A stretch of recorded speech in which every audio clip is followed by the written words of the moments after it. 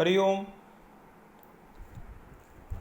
Knowledge plus channel के अंदर हम सभी विद्यार्थियों का स्वागत करते हैं। आज हरिओम अनमोल वचन की ये क्लास नंबर 17 है। इस क्लास में 5 कंसेप्ट बताने का प्रयास कर रहे हैं। इस पूरे वर्ल्ड के अंदर हर व्यक्ति चाहता है कि मैं बड़ा बनूं। तो बड़ा बनने के लिए या तो व्यक्ति अपने कर्मों पे इतना ज़्यादा फोकस करे कि वो बड़ा बन जाए, या फिर वो पूजा इतनी ज़्यादा करे कि पूजा के बल से वो बड़ा बन जाए, या फिर वो मंत्र साधना कर ले, या वो तपस्या कर ले, या वो सुबह शाम यज्ञ करे। तो कौन से तरीके से वो व्यक्ति महान बनेगा, इसी पे हमारी आज की विचारधारा है। अब एक शब्द है जिसको बोलते हैं मंत्र साधना। मंत्र का मतलब है जो हमारे मन को तार दे।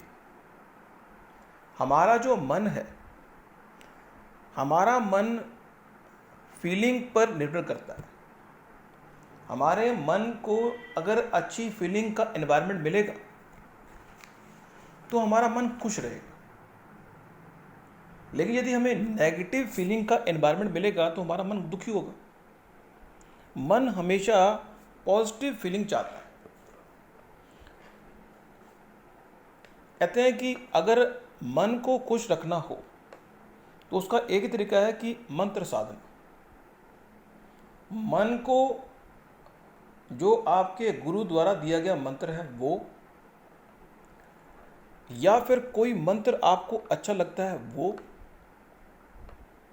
या कोई और किसी ने आपको गाइड किया कि ये मंत्र, तीनों में से कोई भी मंत्र आप अपने पास रखें। और मंत्र साधना 3 लेवल पे होती है। या तो आप मंत्र साधना माला के माध्यम से करेंगे कि आपके पास एक माला है, गुरु ने आपको माला दी, वो माला जपो। गुरु ने कहा कम से कम 5 माला आपने करनी, कम से कम 5 माला। तो आपको एक स्पेसिफिक टाइम मंदिर में बैठना है और 5 माला करनी। पर गुरु ने यह भी कहा है कि जब भी मौका में लगे भगवान का नाम लेने का तो वो ले लो। तो जो मंत्र साधना है वो 3 तरीके से होती है। या तो हम माला के द्वारा कर लें, या ऊंचा ऊंचा मंत्र को बोल के कर लें, या फिर हम आराम आराम से मन ही मन बोल के कर लें। हमारे मन को तारेगा कौन? मंत्र। एक विचार है, हर व्यक्ति इस संसार में चाहता है कि मैं शक्तिशाली हो जाऊं। अब कोई कहता है कि मुझे शक्ति इसलिए चाहिए ताकि मैं अपने कर्म कर सकूं, और कोई कहता है मैं शक्ति इसलिए चाहिए ताकि मैं दूसरों को मार सकूं। शक्ति प्राप्त करने के एक नेगेटिव एस्पेक्ट है, एक पॉजिटिव। तो मंत्र साधना करने से व्यक्ति के अंदर पॉजिटिव एनर्जी का संचार होता है। अब आपकी मर्जी है कि आप एक क्वालिटी का मंत्र साधना करेंगे, बी या सी। लेकिन आपके मंत्र एक क्वालिटी का मतलब है कि आप मंत्र साधना कर रहे हैं लेकिन लोगों को पता ही नहीं कि आप मंत्र साधना कर रहे हैं। दूसरी कैटेगरी है कि आपको लोगों को पता लग रहा है कि आपने जो है माला हाथ में ली हुई है। और तीसरी कैटेगरी है कि आप एकांत में बैठ के मंत्र साधना कर रहे हैं। तो यह डिपेंड करता है कि आप किस तरीके को फॉलो अप करेंगे।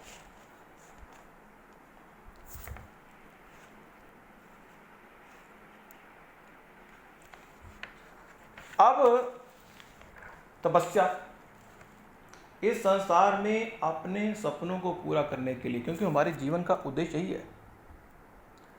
हरिओम अनमोल वचन की टॉक का उद्देश्य है कि आपको मोटिवेट करना। चाहे मंत्र साधना से आपको मोटिवेट करें, चाहे तपस्या के लिए आपको मोटिवेट करें। इस संसार में यदि आप अपने आप को मोटिवेट हम अगर कर पाए तो भगवान की विशेष कृपा हमारे पे रहेगी। हम इस संसार के हर व्यक्ति को मोटिवेट करना चाहते हैं और मोटिवेट करने का सबसे अधिक रिस्पॉन्सिबिलिटी उस व्यक्ति की है। हम इस संसार में व्यक्ति को कह सकते हैं कि आप मोटिवेट ऐसे हो सकते हो, लेकिन वो होगा नहीं होगा वो अलग इशू है। किसी व्यक्ति को कह सकते हैं कि ये काम करने से लाभ होगा, लेकिन वो लाभ तब होगा यदि वो काम को एग्जीक्यूट करेगा।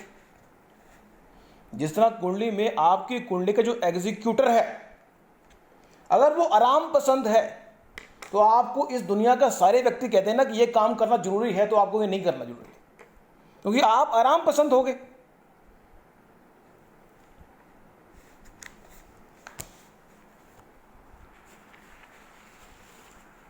तो एक पॉइंट है मंत्र, दूसरा है तपस्या। तपना पड़ता है। तपस्या का मतलब यह है कि यू शुड भी, अब तपस्या जो करनी पड़ती है कि हमें जो भगवान ने दिया उसका हमेशा धन्यवाद करो, बस तपस्या यही है। तपना पड़ता है, जीवन में कुछ प्राप्त करने के लिए तपना पड़ता है, सेक्रीफाई करना पड़ता है।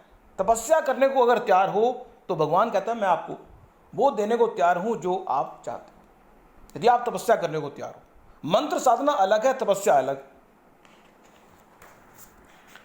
अब तीसरा जो पॉइंट है जो हम विचार ले रहे हैं वो है कर्म। कई व्यक्तियों की फिलॉसफी ये है कि ना तो मुझे मंत्र साधना करनी है, ना मैं तपस्या करनी है, मुझे तो अपने कर्मों को नॉलेज के लेवल से स्किल के लेवल पर और स्किल के लेवल से एक्सपीरियंस के लेवल पे लेके आना है। मैं अपने आप को कर्मों से ही महान बनाऊंगा। वो कहता है मुझे मंत्र साधना नहीं करनी, वो कहता है मुझे तपस्या भी नहीं करनी, लेकिन मैं तो अपने कर्मों से ही अपने आप को महान बनाऊंगा।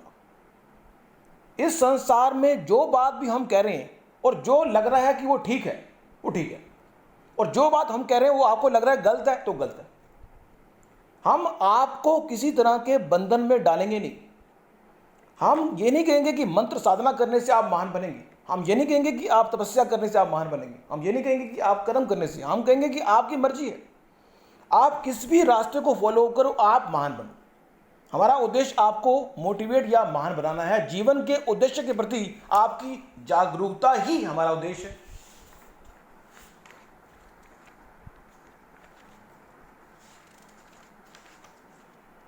तो एक हुआ मंत्र, एक हुआ यज्ञ, एक है दान। हमने अपनी टॉक में यह भी कहा था कि जो दान है, कई लोगों को आदत होती है कि घर में सामान लाखों करोड़ों रुपए का पड़ा हुआ है, लेकिन जब वो एक्सपायर होने लगेगा तो उस सामान को बाहर निकालेंगे। या लाइफ में इतने बिजी हैं कि सामान निकालने की फुर्सत ही नहीं, क्योंकि आराम पसंद, इस संसार में जो व्यक्ति भी आराम पसंद है और आराम पसंद व्यक्ति को भगवान ने बहुत कुछ दे दिया, तो वो उस सामान को बाहर निकालना चाहता ही नहीं। कहते यूज करेंगे, यूज करेंगे। अखबार में अगर एक विज्ञापन का पर्चा आ गया और उसमें काफी कुछ विज्ञापन में काफी फोटो में लगी हुई थी,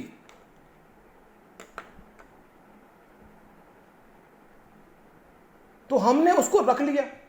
मान लीजिए एक ग्रीटिंग कार्ड आया, हैप्पी न्यू ईयर का कार्ड आया, या किसी मैरिज का इनविटेशन का कार्ड आया, बहुत अच्छा था, इसमें गणेश जी की फोटो लगी हुई थी, हमने कहा काम आ जाएगा। कोई भी चीज काम आ जाएगी, क्योंकि माइंडसेट क्या है, चीजों को इकट्ठा करना। अगर आप चाहते हो चीजों को इकट्ठा करने का माइंडसेट किसका होगा, तो हमारी एस्ट्रोलॉजी की टॉक को सुने। उसमें यह क्लियर बताई गई है कि जिस व्यक्ति का माइंडसेट चीजों को इकट्ठा करने का है, वो बहुत चीजों को एक्सपायर होने के बाद निकालता है, पहले निकालता ही नहीं। चाहे चीजें एक्सपायर हो जाए लेकिन निकालेगा ही नहीं, क्योंकि उसके मन में क्या है, उसके मन में यह धरना है, क्योंकि आराम पसंद। जो व्यक्ति आराम पसंद होता है उसके घर में चीजें इकट्ठी अव्यवस्थित और अनऑर्गेनाइज भी होती हैं। जिस व्यक्ति के घर में चीजें अनऑर्गेनाइज पड़ी हैं उसका वाला व्यक्ति आराम पसंद है। एक पॉइंट ऑफ व्यू है। तो हमने एक पॉइंट बताया कर्म का, दूसरा पॉइंट बताया यज्ञ का। यज्ञ का पॉइंट तो बताया नहीं, दान का बता रहे हैं। तो दान जो है हमने अपने टॉक में बताया हुआ है दान, वैसे फिर भी आपको बता दें, दोबारा रिपीट कर देते हैं एक हल्की सी बात कि दो दान एक कैटेगरी का है। ऐसी कोई चीज जिससे आपको मोह है, उसका अगर आपको त्याग करना पड़ जाए तो आपका 1 नंबर का दान है। ऐसी कोई चीज जिससे आपको मोह बड़ा है, उसका अगर आपको त्याग करना पड़ जाए तो आपने रियल दान कर दिया। ऐसी कोई चीज जो आपके पास है लेकिन आपके पास एक्सेस में है और आपने उसको एक्सपायरी डेट होने से पहले, बहुत पहले उसको दे दिया, तो आपका दूसरी कैटेगरी का दान है। और अगर तीसरी कैटेगरी का कि चीज एक्सपायर होने ही वाली है कि आप ऑन द स्पॉट दान देके ये महसूस लोगों को कराना चाहते हैं कि आप बड़े धर्मात्मा हैं। हमने धर्म के बारे में बात की थी। धर्म मीन्स धार्मिक व्यक्ति वो होता है जो धर्म के हिसाब से जीता है। अब यहां पे एक बात आ गई, सत्संग। सत्संग सुनने गए थे, सत्संग सुनने गए थे मीन्स सत्संग जो होता है ना,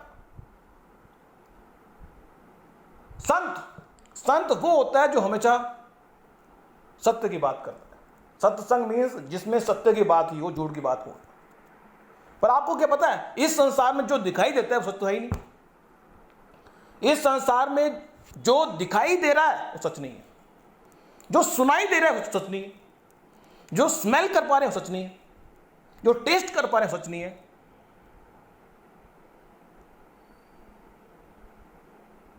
जो टेस्ट कर पा रहे हैं वो सच नहीं है, जो स्मेल कर पा रहे हैं वो, जो हम बोल रहे हैं वो सच नहीं है। तो फिर सच क्या है? सच उससे परे एक विचार है। तो जीवन में यदि आप महान बनना चाहते हैं तो आप कर्म के माध्यम से महान बन सकते हैं, तपस्या के माध्यम से महान बन सकते हैं, आप दान के माध्यम से भी महान बन सकते हैं, आप यज्ञ के माध्यम से कि आप किसी मंदिर में यज्ञ करवाएं, देवताओं को खुश करने के लिए यज्ञ करवाएं, या फिर आप एक अल्टरनेटिव कह सकते हैं कि आप पूजा पाठ अच्छी करें, आप धार्मिक किताबों को पढ़ें, अपने माइंड को, इस शरीर, हमारा शरीर है और शरीर में मन है और शरीर में आत्मा है। व्यक्ति की शुद्धि तीनों लेवल पर होनी चाहिए। इस संसार में जो व्यक्ति आध्यात्मिक पॉइंट से उन्नति करना चाहता है, हम बता रहे हैं लास्ट में उसको, जो व्यक्ति आध्यात्मिक पॉइंट से उन्नति करना चाहता है वो शरीर के स्वास्थ्य पर ध्यान देगा, कि वो व्यक्ति ये ध्यान रखेगा कि वो क्या खा रहा है, और वो व्यक्ति ये भी ध्यान रखेगा कि वो क्या विचार करता है। वो शरीर के लेवल पे भी ध्यान देगा, वो मन के लेवल पे भी ध्यान देगा, और वो आत्मा के लेवल पे भी ध्यान देगा। तीनों लेवल पर वो ध्यान देगा कि शरीर के लेवल पर जो वो खा रहा है क्या उसका वेस्ट उसके शरीर से बाहर निकल रहा है, मन के लेवल पर जो वो खा रहा है क्या उसका वेस्ट बाहर निकल रहा है, आत्मा के लेवल पर जो चीज़ वो खा रहा है उसका वेस्ट बाहर निकल रहा है। क्योंकि जो चीज़ हम कंज्यूम कर रहे हैं उसका जो वेस्ट है, ए कैटेगरी का वेस्ट है, बी कैटेगरी का या सी कैटेगरी का, तीनों वेस्ट बाहर निकल रहे हैं। मान लो शरीर की बात करें, हम शरीर से जो भी खाते हैं, इस शरीर से जो भी हम मुंह से खाते हैं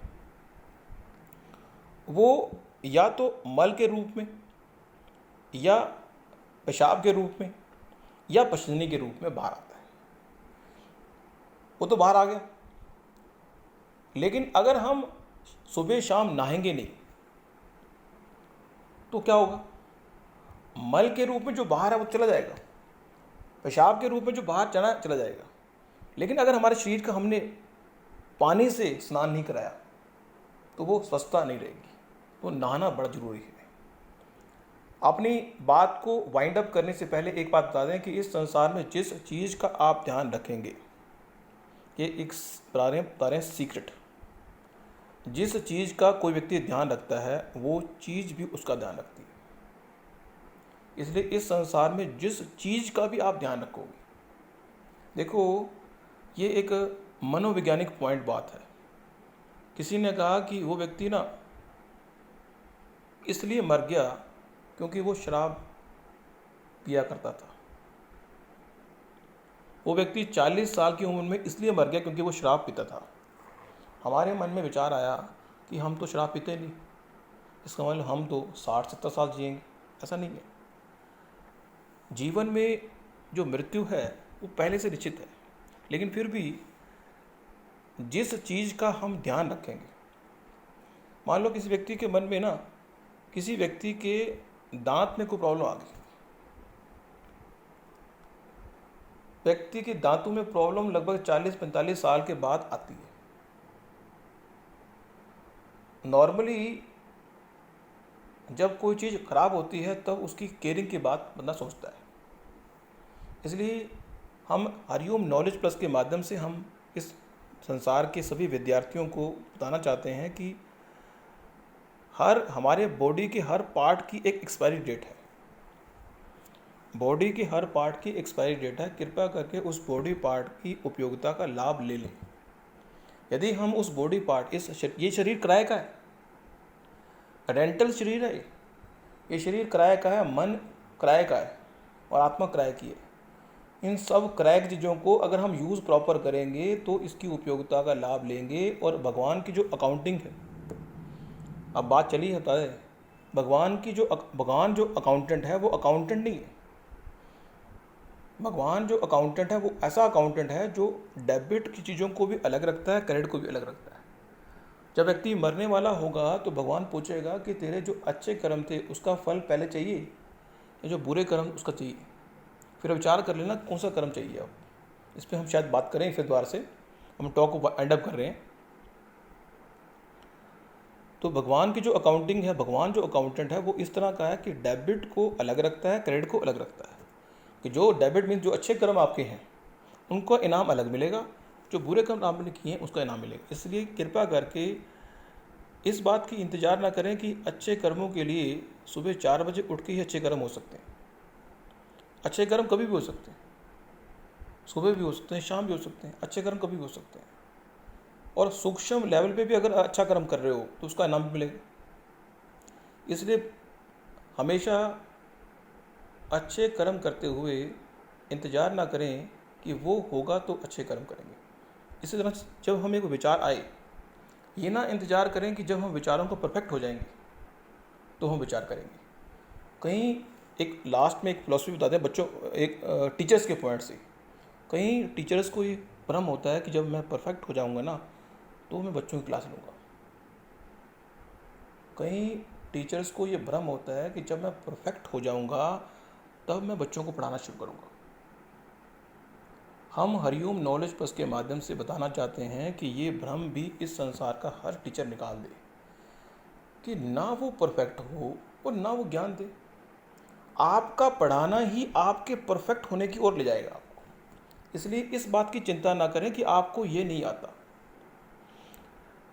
इस प्लेटफॉर्म से हम आपको बताना चाहते हैं, इस वर्ल्ड के सभी व्यक्तियों को बताना चाहते हैं, जो व्यक्ति पढ़ाना चाहता है अपने पढ़ाई को वो पढ़ाए। जितना भी आपको ज्ञान है वो आप पढ़ा दो। Don't try to be perfect. इस संसार में ना तो कोई व्यक्ति परफेक्ट हुआ है ना ही होगा, लेकिन जो पता है आप बताओगे। You are always in the race of to be perfect. आप इस संसार में हर व्यक्ति जो पढ़ा रहा है वो परफेक्ट होने की रेस में दौड़ रहा है। बस वो परफेक्ट होने की रेस में दौड़ रहा है और कभी भी वो परफेक्ट नहीं हो पाएगा, लेकिन वो परफेक्ट होने की रेस में दौड़ रहा है। लेकिन एक स्पेसिफिक टाइम के बाद उसको महसूस होगा कि वो काफ़ी बातें जान चुका है। इसलिए कभी भी इस बात की चिंता ना विद्यार्थी अध्यापक करे कि उसको ये बात पता है, ये नहीं पता। इसलिए बता दे, किसी का इंतजार ना करें कि ये घटना घटित होगी तो अपना काम शुरू करेंगे। Thank you so much for listening and supporting. और हरिओम अनमोल वचन की क्लास नंबर 18 में कुछ और जानकारी हम आपको विचारों के माध्यम से देंगे और आपको मोटिवेट करने का प्रयास करेंगे। लास्ट में वाइंड अप करते हुए एक क्रीम की बात बता दें आपको कि हरिओम नॉलेज प्लस के अंदर जो भी अपने जीवन के उद्देश्य को प्राप्त करना चाहता है, बड़ी क्रीम की बात है, बड़े ध्यान से सुने। जीवन में जो बनना चाहे महान, इन 5 या 7 बातों का दे दे विशेष ध्यान। पहला, जीवन के उद्देश्य को और मिशन को डिफाइन कर लें। दूसरा, यह भी डिफाइन कर लें कि किस पाथवे से आप जीवन के उद्देश्य को प्राप्त करेंगे। तीसरा, यह भी डिफाइन कर लें कि आप किस डेडलाइन में उसको प्राप्त करेंगे। चौथा, आपने माइंडसेट को एग्जीक्यूट, हाउ यू एग्जीक्यूट, आप प्लानिंग से एग्जीक्यूट करेंगे, कैसे करेंगे, how you execute what you want in your life. पांचवा, आपका माइंडसेट किस तरह से माइंडसेट को प्रोग्राम करेंगे ताकि आप जो प्राप्त करना चाहते हैं उसको प्राप्त करें। पेशेंस रखना जरूरी है, धैर्यवान, आपका धैर्यवान होना। पांचवा छठा पॉइंट हमने ये बताया था कि बिलीफ सिस्टम, यदि जो आप चाहते हो वो आपने बिलीफ सिस्टम में बढ़ा के नहीं रखा हुआ तो आप कभी भी प्राप्त नहीं कर पाओगे। लगातार अपने गोल की दिशा में तुम बढ़ते रहोगे तो एक दिन अवश्य अपने गोल को प्राप्त कर लोगे। इन्हीं बातों से 5-7 जो बातें हमने बताई उनका अगर ध्यान रखेंगे तो अपने जीवन में जो आप चाहते हो वो प्राप्त कर पाएंगे। Thank you so much. आपने अगर इस टॉक को सुना है तो आपकी विशेष कृपा, थैंक यू सो मच। और इस टॉक से जो भी आप ले सकते हैं आप ले लेना, बाकी फिर भी आपने सुना, thank you so much for listening and supporting. Hari Om knowledge plus.